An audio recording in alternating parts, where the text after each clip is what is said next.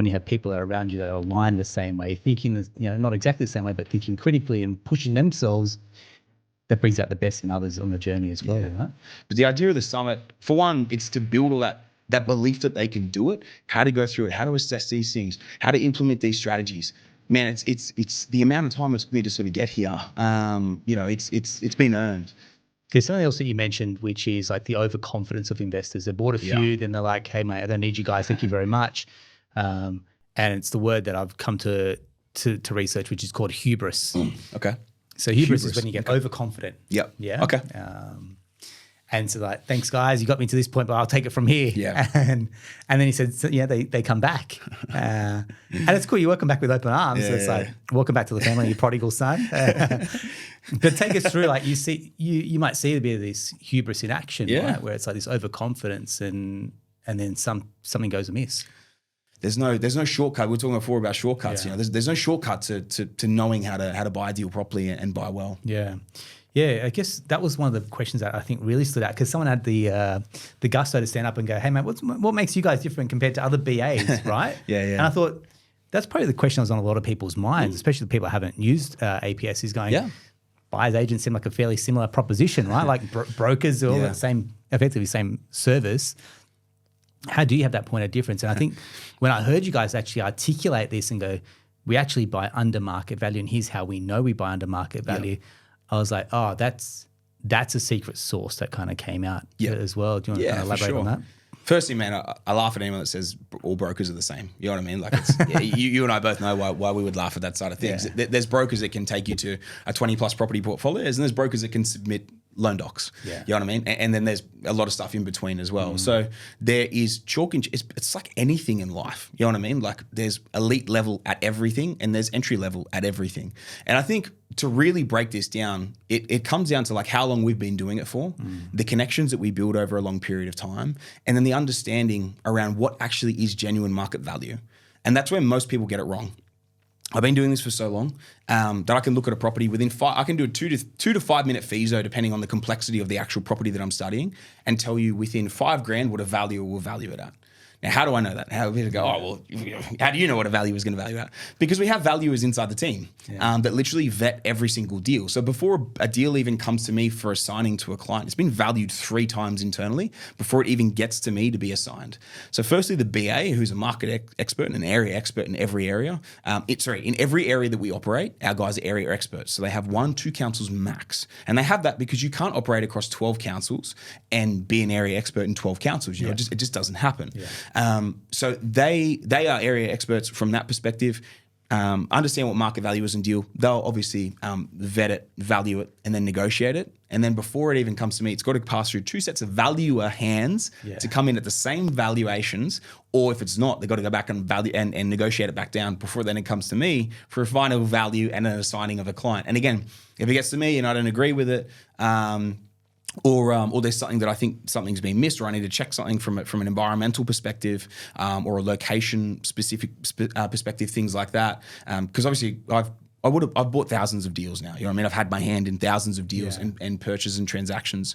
So you know what will actually affect the sales price of something on the back end when you go to sell it, especially if we're buying off market. Yeah. And you know what will actually add value from that perspective too. Yeah. So there's a lot of pros and cons to this side of thing. And so, man, it's got to pass through that many sets of hands and be valued from that many set of hands before it ever comes through to me to actually, or before it ever goes to a client. And I think when clients understand that, they're just like, it just makes so much, like, what are they going to jump on realestate.com and have a look? It's like, it's been properly valued by this many people. And man, that's how we ensure that quality control is so high. Because you would have also remembered, I asked anyone in the room, 450 people there was something like 80% of the room was APS clients, something like 70-80% of the room was APS clients. And I said, who in here is an APS client? All these hands went up. Who has not made money on a deal with APS? That's a pretty ballsy move to make live in a room. Every single hand went down. And I said, be honest. If there's anyone that hasn't, let's go. Let's break a deal down up here. Let's see what went wrong, if anything went wrong.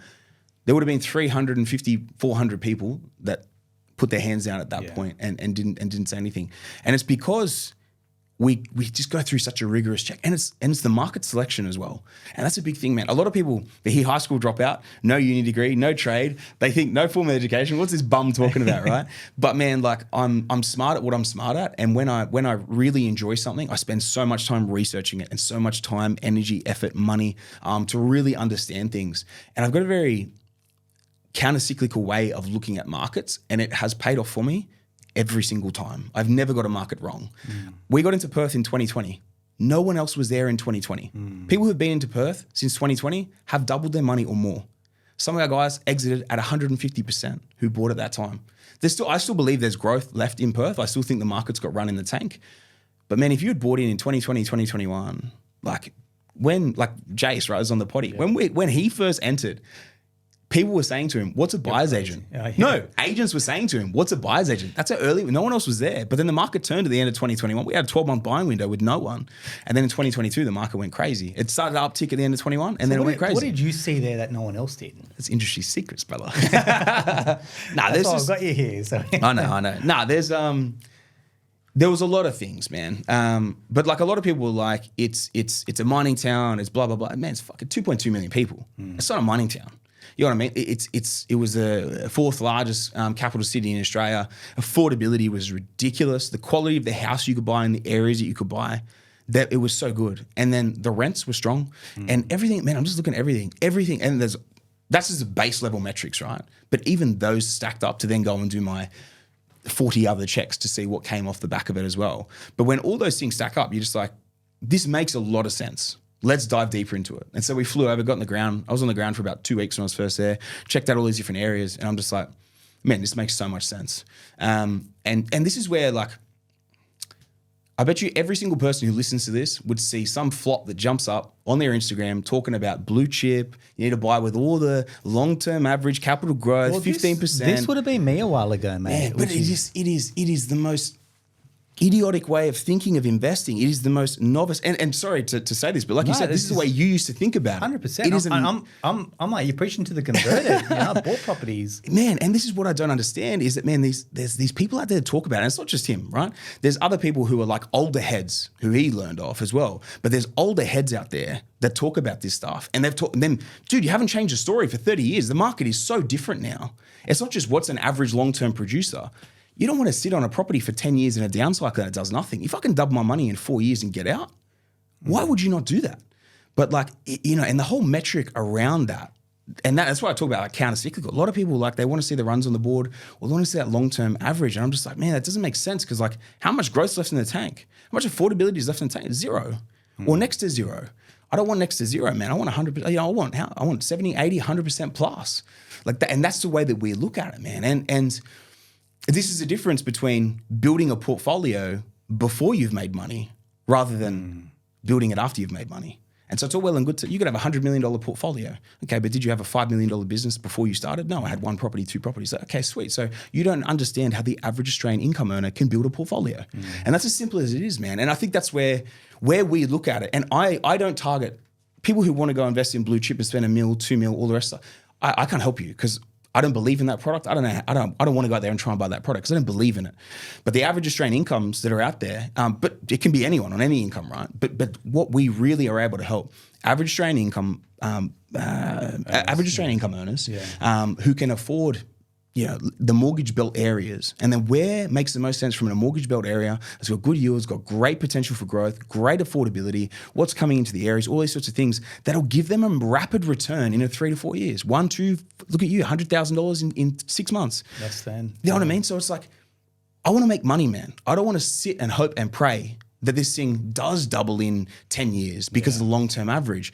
Because if it doesn't, or even if it does, dude, by the time that run starts, if it's costing you 20, 30 grand a year, if you waited 10 years for it to double again, it's cost you $200,000 to $300,000 a year to hold it during that period, just through negative cash flow alone. You know what I mean? It's like, how many of those could you stack? Yeah, which is why they run out of borrowing capacity. Exactly. It's a broken strategy, man. It's the old heads in the game that have been around forever. I won't even go into who some of these guys are, but obviously, like, it's an old strategy that's never been reinvigorated, man. You know what I mean? They're still blowing that same old trumpet that just doesn't work, especially for the average Australian income earner. Yeah, so, I mean, the average income, especially if they've got a current home, there is no way they've got the borrowing capacity to Very, support very that. limited. Yeah, 100%. And sometimes the investment property is almost worth the same as their owner rock. Yeah. It's a very hard sell in to go, this is what you should be investing in, right? From an affordability perspective. Sure to get fired up on you, mate. I don't know.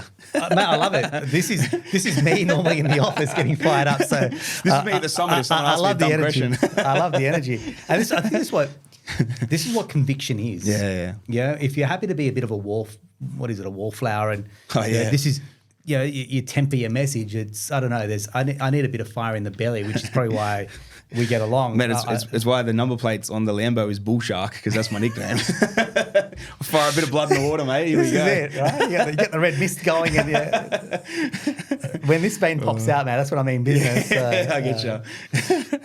I love it, man. And I think the other part to then lead into this is you spot opportunities in the market. Yep. Now, we've got the privilege of working with you guys. And no secret, you probably started buying in Victoria. Are you early to the party? Are you seeing something others aren't, for example? Because there's probably no market at the moment which is more controversial than buying Victoria. Yeah. Yeah, I'm down in Melbourne a little bit very recently. And it's a bloody ghost town at the moment. And it's so polarizing for investors. I feel it's like there's no grey areas. It's black or white. Look, I won't comment either way in terms of are we buying or not there right now. Sure thing. We're studying it closely, monitoring it very closely.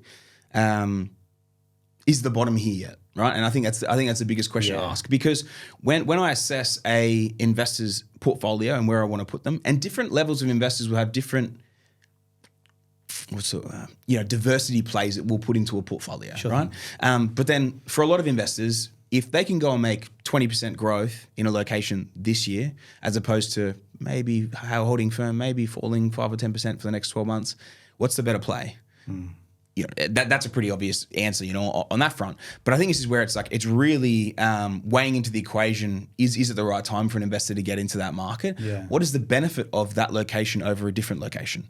And so there's been a lot of things that have really crushed the Victorian market in the past 2 years. You've had the rental reforms, which are extremely against landlords, which isn't smart, because there's a lot of people opting out as it was, and they got the big land tax changes. Man, you bring in two things that are very costly to investors. You're going to get investors exit, which we've seen. Vacancy rates have been falling, which is a positive sign.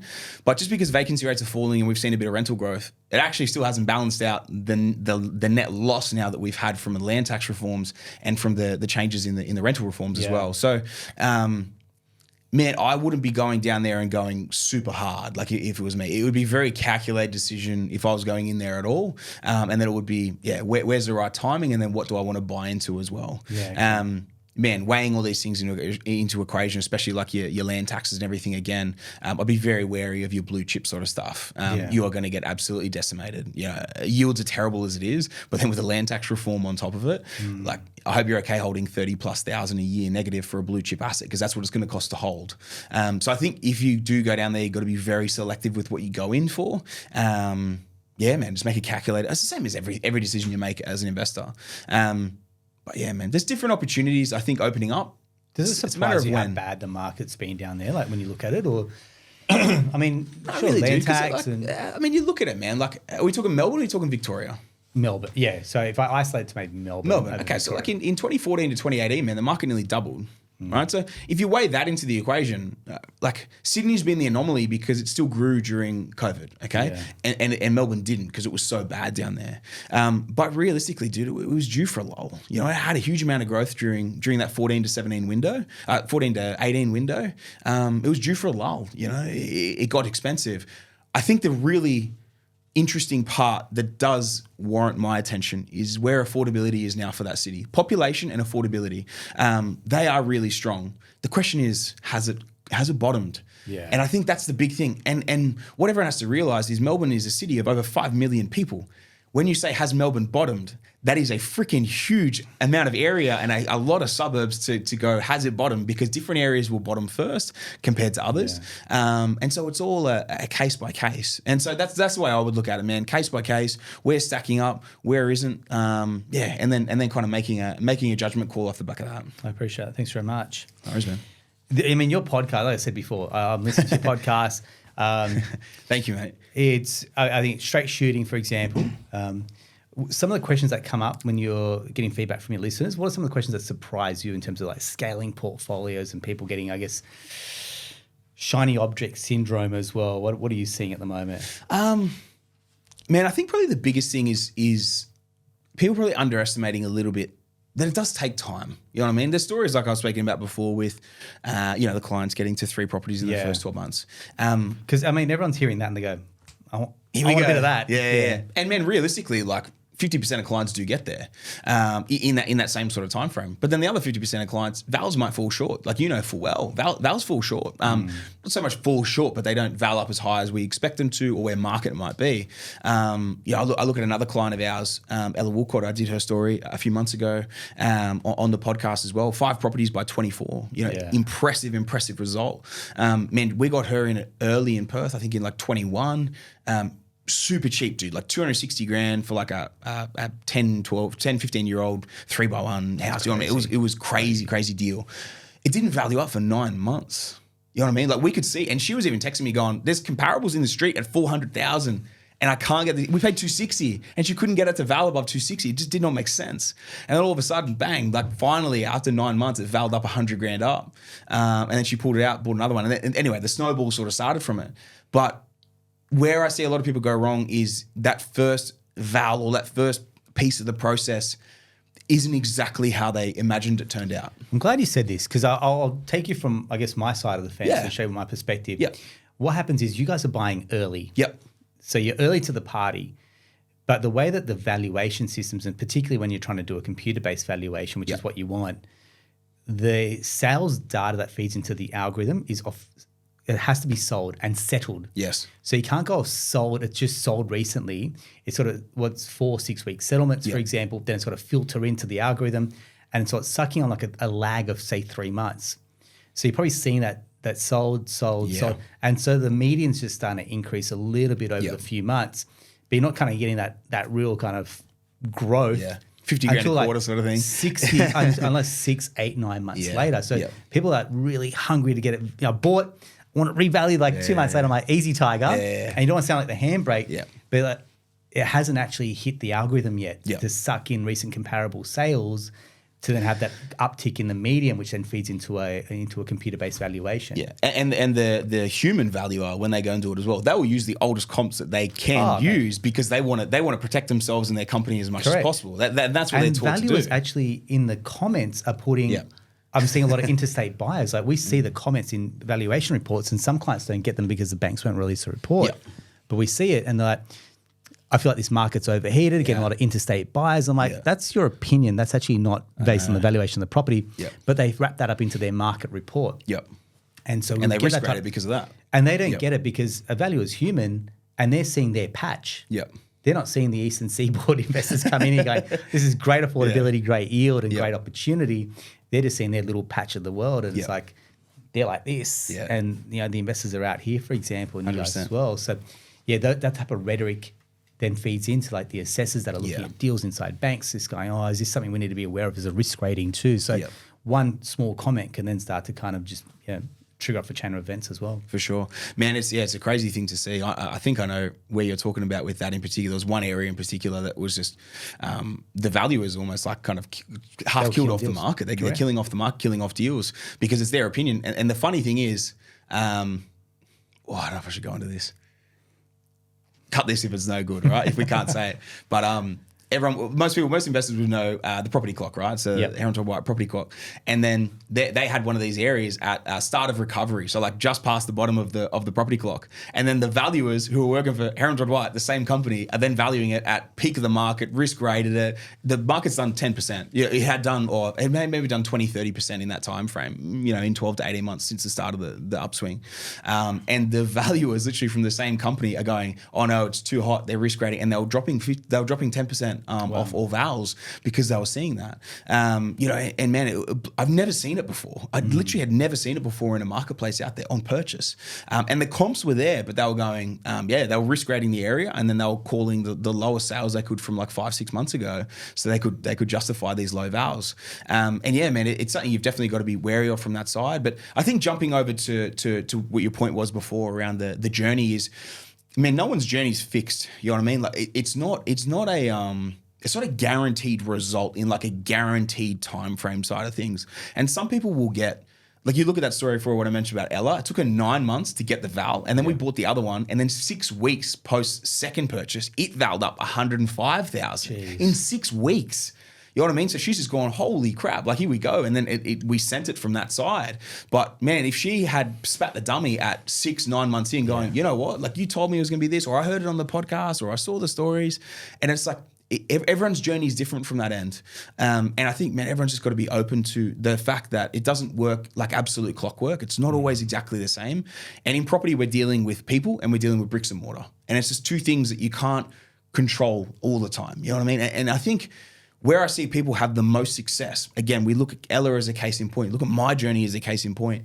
It doesn't always play exactly how you hope or you think it will. But having that grit, the perseverance, the determination just to keep pushing through, you know what, this is the way it is what Sammy was talking about. The time will come, bang, and then it comes. And then again, you look at Ella's second deal that got her into a third and fourth. It's just all part of the process. So whilst it may not always be the exact result that you're banking on all the time, and a lot of the time it will come out like that, but if it doesn't come out like that, you just got to trust the process, keep moving through it. The results will come, and just got to stick with the journey, because ultimately, the amount that I've made from my portfolio, I'll probably never be able to match that from an income perspective ever. It wouldn't matter what I got to from an income perspective. The way the portfolio, it outpaced me for so long in terms of income. But then what happens is it starts to snowball. And especially as you get into more and more deals and you preempt markets and you stack yourself up before a market goes, and you really load up. Like in Perth, man, I bought like 15 deals in 2021 because I could see the writing on the wall. I'm like, I bought, I think 11, 12 deals in Brisbane in that COVID window where the market was dead. I bought like 11, you know what I mean? And like those decisions over a 3-4 year window can equate to $4 or $5 million, you know, from that side. So man, stick to it, get yourself out there, get into the marketplace, and then the rest will take care of itself. Property is a proven commodity, right? It's a proven product. I think when you understand how to play the game, that's probably the caveat to put on it.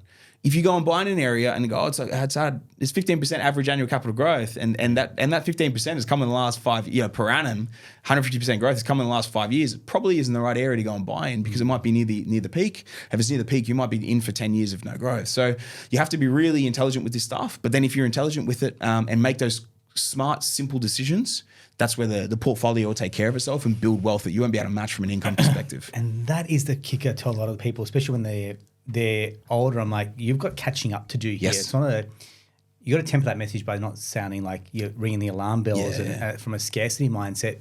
Where you're trying to smash them to go buy 10 properties at once. This is it, right? There's no sales agenda here. It's going, hey mate, you got to take action. Because the longer you leave this, the heavier lifting you've got to do. Versus it's unfair, but someone in their 20s, like you take Bailey, for example.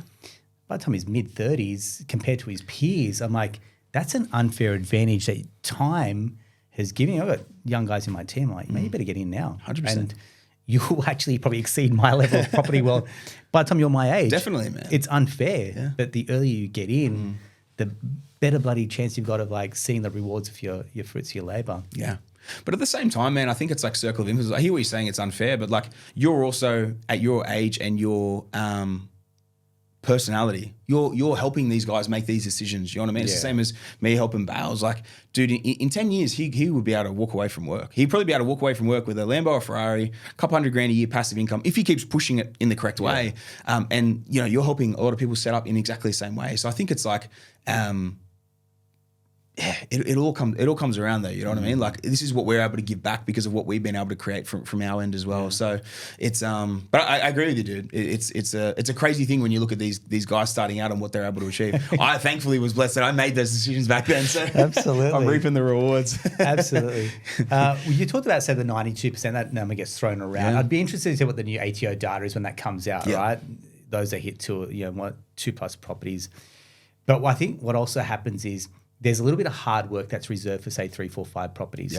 And that means now you may be buying through a trust, self-managed super fund, you need to sit an accountant, maybe a planner, for example, if you're inclined that way.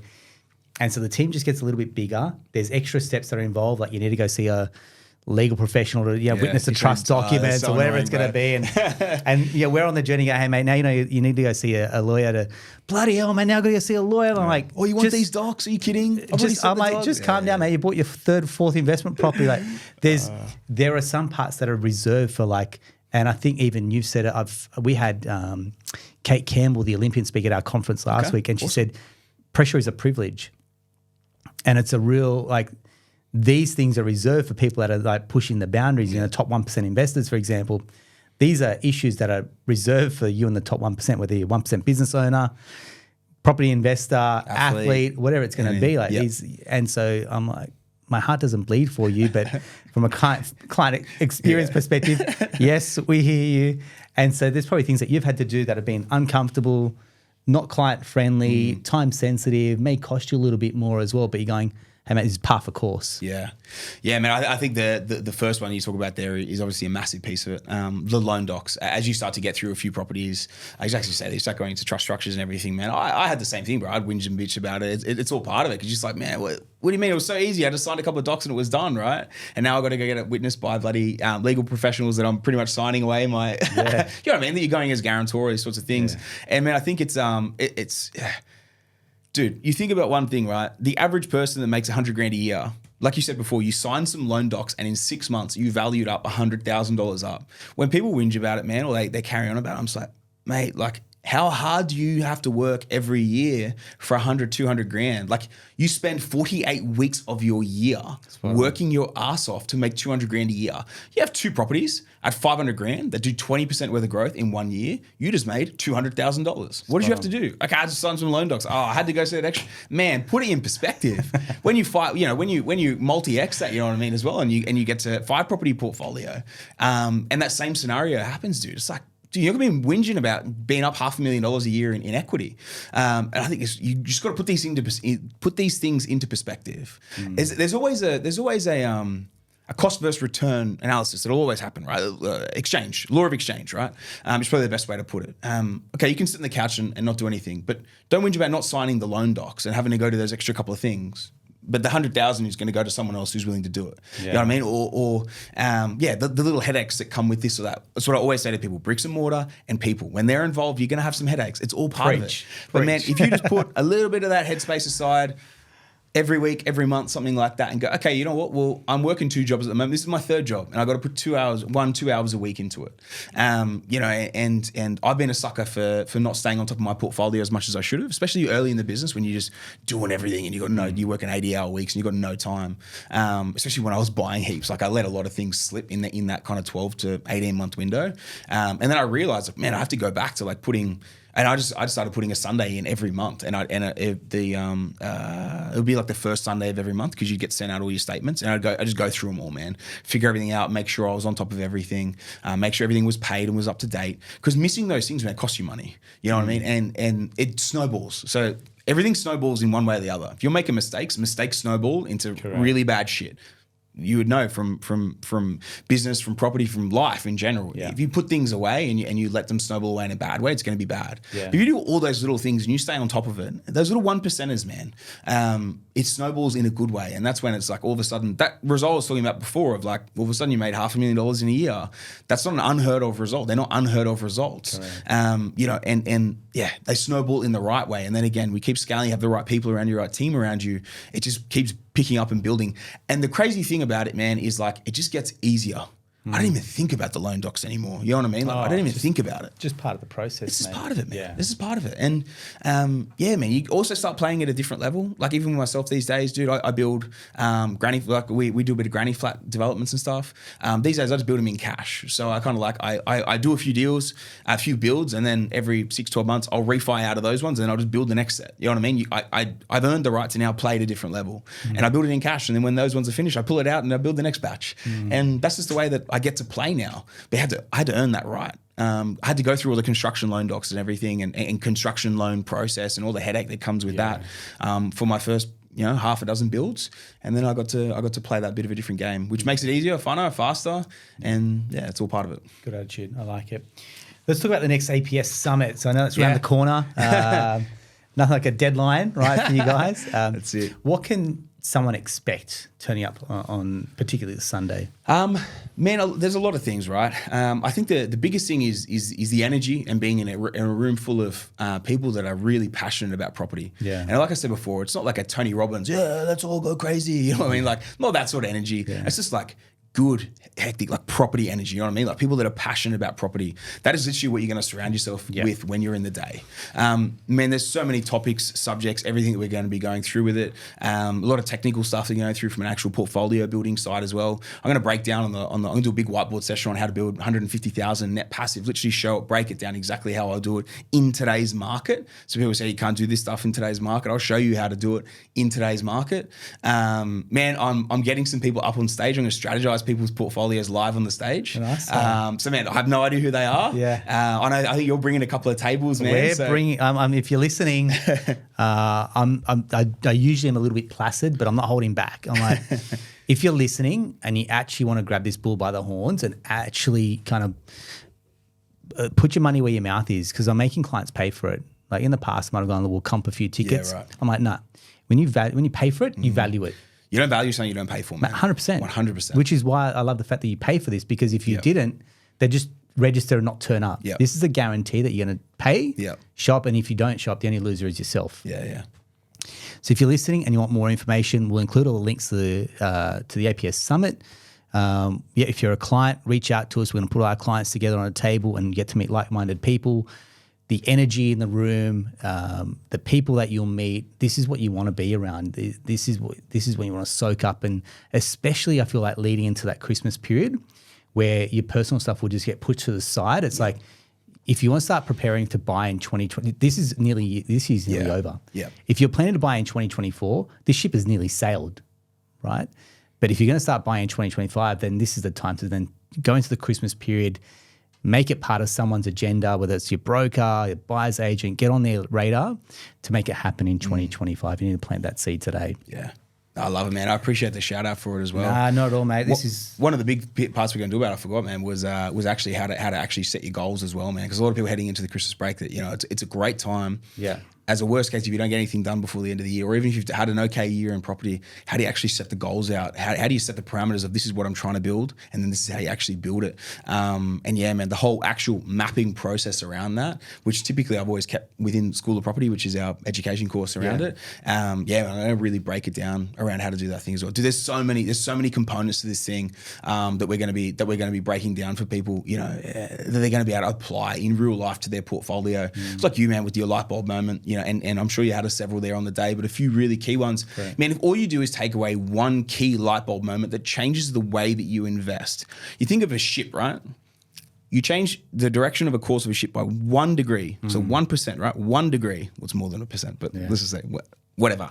1 degree. For the illustration, you know where I'm going. Yes. You set out from Sydney, from the harbour, and you'd go 1 degree different to everyone else. You are going to end up so far in a different spot, it's not funny. Over a long period of time, where you start is so different, so far away, it's not funny.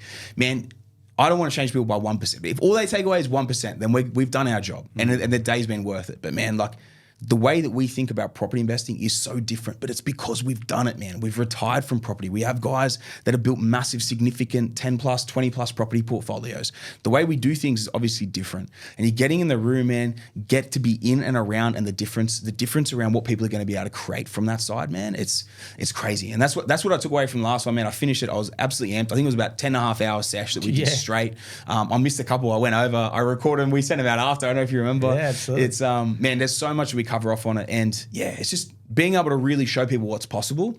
I think it's man, it's a privilege to be able to do that side of things, and I just know there's no one that can turn up to this thing and not take some level of value 100%. Out of this thing as an absolute minimum, that 1% that we're talking about. 100%. Here's what I'd do if I was listening and I'm going to turn up. That's the Sunday.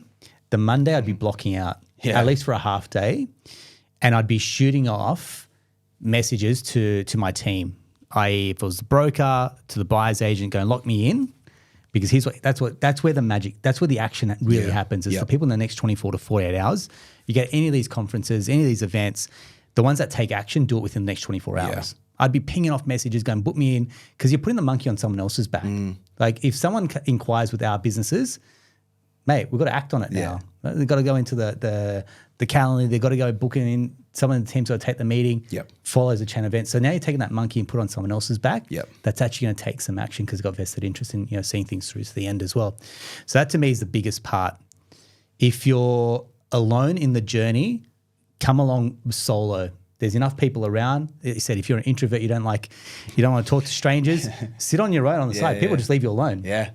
That's what I used to do, dude. Because then when I used to go to some like events and stuff myself when I was younger, 100%. You'd go, you sit in the corner, whatever it was. It's funny, man. The way I act now, I don't like being around like people I don't know. I'm not an extrovert. Go talk to everyone. So I'd sit in the corner, man. I'd take my notes, do my thing. It's a contrast. Yeah, it's I know. a contrast. It's funny. Yeah. Whereas I'd bring a buddy. Like to me, I have safety in like someone. If you got someone, 100% so I'd bring a buddy someone, and just go, mate. Let's just do this together. Compare notes, everything. Correct. For sure. And it's like, hey, mate, one in, all in.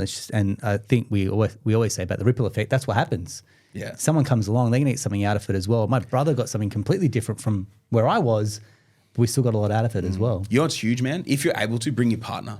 You know where most people go wrong, dude? Is they, well said. You know I'm going with this. Well said. The partner's not on board and they're like, no, I don't understand this. I don't get this. You're risking our money. You're risking this, risking that. If you're able to bring your partner, whether it's a wife, a husband, whatever it is, boyfriend, girlfriend, whatever it is, man, especially if they're not on the journey with you or you're trying to get them on the journey, even if you're not there yet, man, even if you're saving for your first deposit, this doesn't need to be for the advanced investors of 10 plus. This will change the way you think about property. But man, if you bring your partner to these things, man, we have people that like they'll be listening to a potty and they'll find something that is like super relevant to their partner, and then they'll get into the car as they're about to drive. Oh, sorry, there's only 5 minutes left of this. Do you mind if I just finish this? And then it'll play something, and they're like, oh my god, that's us, or that's me, or whatever. And then they like, holy shit, you know what I mean? And then they start thinking about it, talking about it, and so many people's journeys have changed from that. And yeah, man, if you're able to bring your partner, or just take them along, man. It will be a game changer from that perspective. This is what I say. And if you listen to my episode with Ben Nash, I spoke to him exactly about this point. Because what happens is one partner takes the lead. One person in the relationship usually takes the lead. They've listened to the podcast. They've watched the videos. They've maybe looked at School of Property or whatever other resources are out there. And they're so heavily subscribed and they expect their partner to catch up to where they are. Yeah. But they've spent like 20, 30, 40 hours of their own time. It's like, mate, you can't expect them just overnight just to see, that level of time investment, personal development that you've put.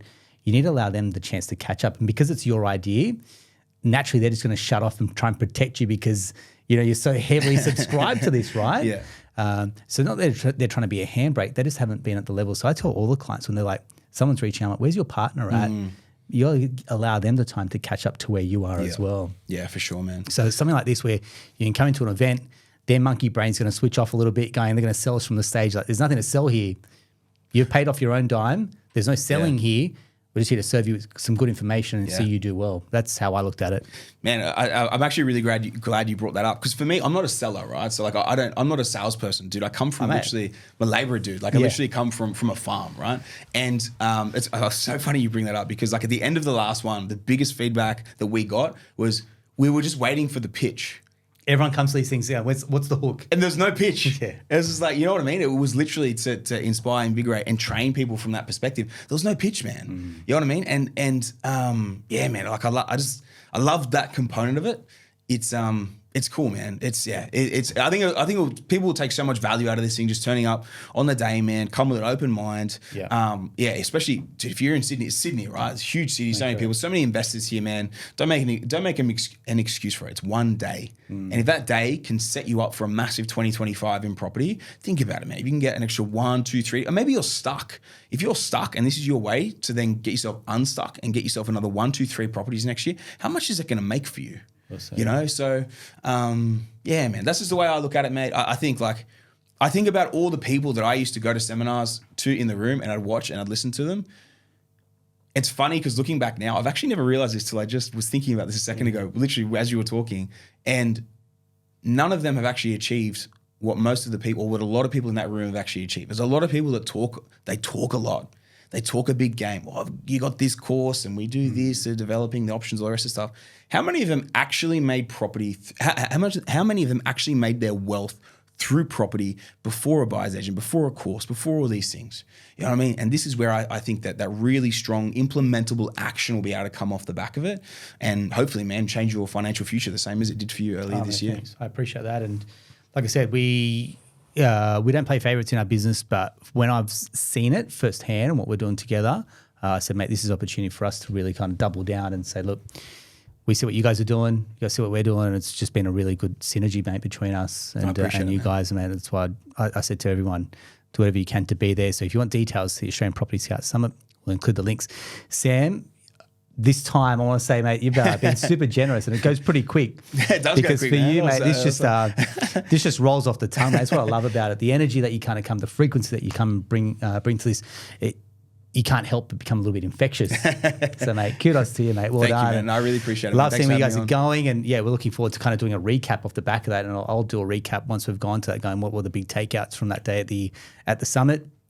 If you've loved this episode, let us know. If you want a ticket, be involved, let us know, drop us a message, mate. We're loving all the messages that are coming through as well. And like I said, if you're starting out your journey and you do want your property roadmap done, reach out to us. Or if you've got a portfolio you want that reviewed, just hit us up with a portfolio review and we'll get in touch about organising one of those for yourselves as well. That's a wrap for another episode of the Australian Property Investment Podcast. Thanks very much.